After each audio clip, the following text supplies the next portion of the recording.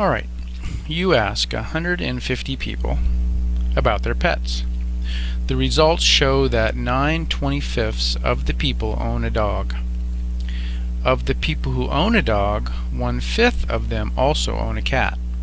We need to find out, letter A, what fraction of these people own a dog and a cat, and we need to find out how many people own a dog but not a cat, and explain.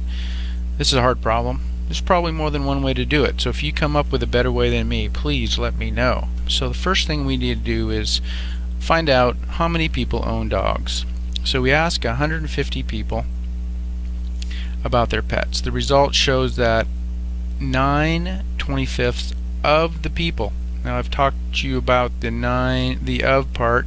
It usually means multiply, and in this case it's correct.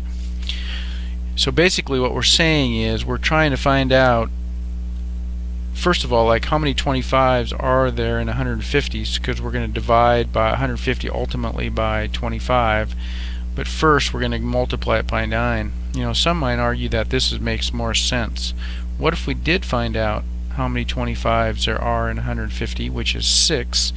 Then we know that for every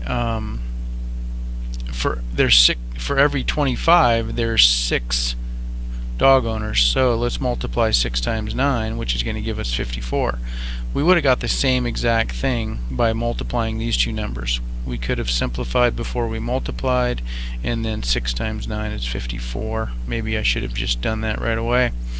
Anyway, that's right. We have 54 dog owners. But then the next thing says that of the people who own dogs, of those 54, 1/6 of them also own cats. So now let's simplify before we multiply that.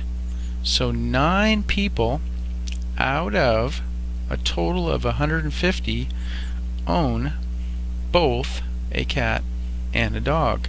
And we can even simplify that farther by simplifying by 3. 9 is divisible by 3 3 times, and 150 is divisible by 3 50 times. So 3/50 of the population own, of that, those people asked, what fraction of the people own a dog and a cat? 3/50 of them do.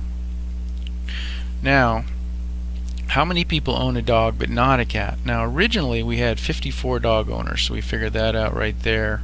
54 dog owners, and we found out that of those 54, 9 of them also own cats.